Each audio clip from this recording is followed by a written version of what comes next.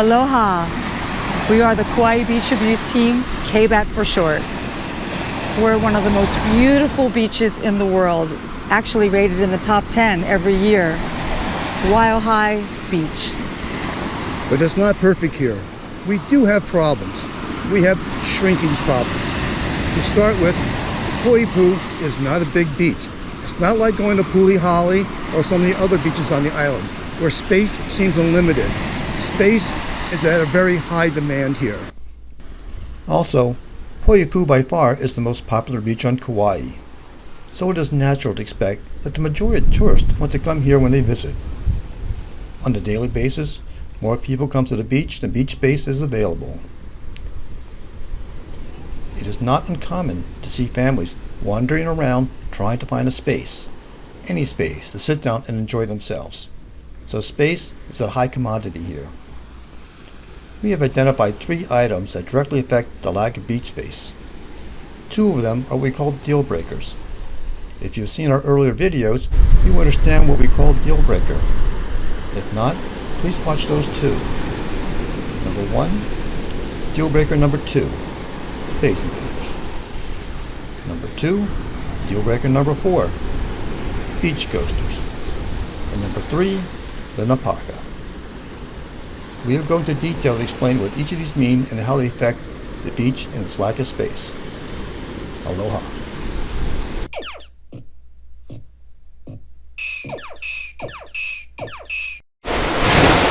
Deal breaker number 2, space invaders. I'm sure you're all wondering what they are. Well, space invaders are people who put everything out and take up way too much space. I mean, beach space is a commodity here, and it's such a small beach. And people will put out towels, boogie boards, surfboards, chairs, umbrellas. They will take up enough space for like 5 families when they could just take enough space for 1. That's what we call space invaders.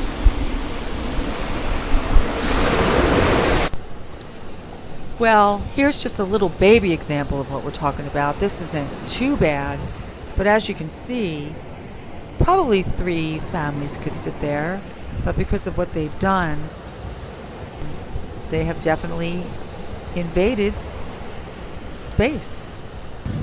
Here's a really good example of these big tents they use that are 400 square feet with only 2 people sitting underneath it. It's like they could have a wedding party underneath there, but they take up all the space for just 2 people. It's really a shame because then it doesn't leave enough space for others.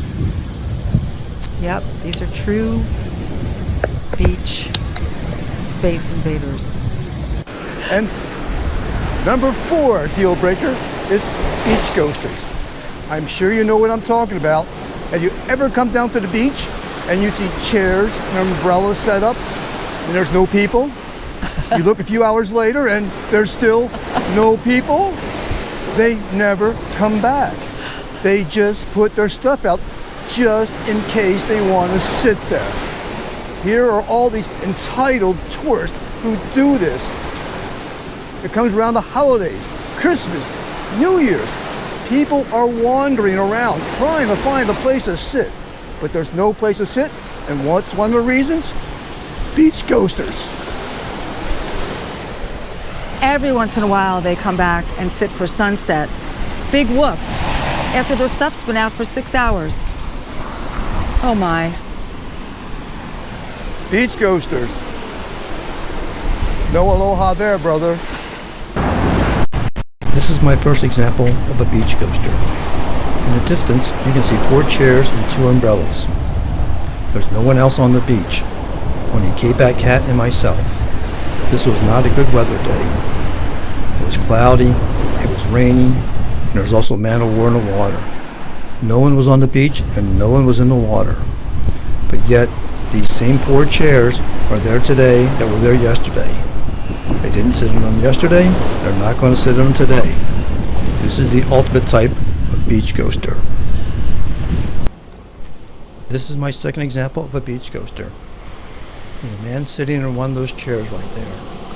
And you say, he can't be a beach coaster, he's using the chairs. The problem is, those aren't his chairs. The person those chairs belong to is the man who's staying in this house, right behind where the chairs are, right on the beach. He put those chairs out so early and so long that no one sat in them. This tourist came by and thought these chairs were set up for anyone to use, so he and his family sat down there and used them. The man of the house saw this going on and was so mad he came out and took his umbrella and took his chairs. That's what I really call a beach ghoster.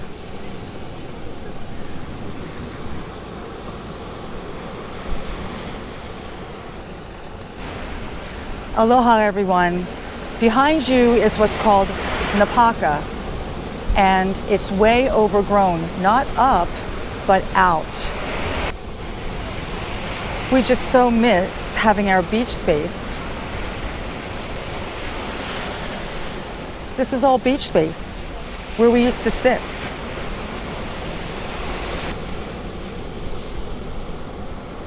This is how the beach looks now.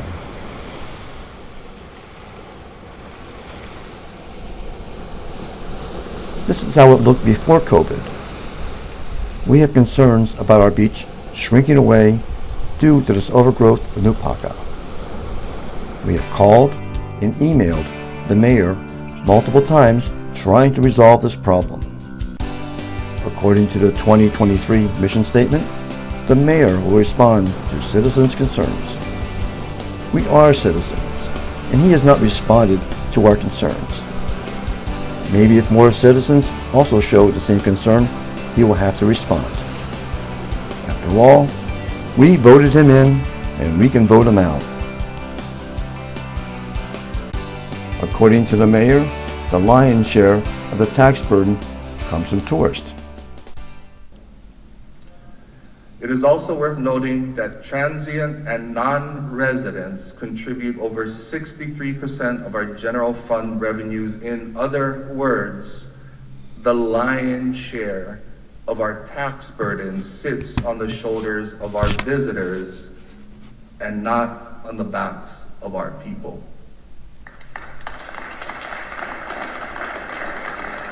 One reason tourists come to Kauai is Poipu Beach.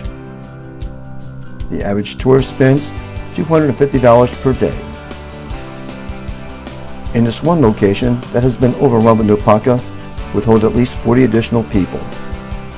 So, at $250 per day per person, times 40 people, times 365 days per year, would bring in $3,650,000 of revenue that the county is missing out on. Poipu is listed every year as one of the top beaches in the world.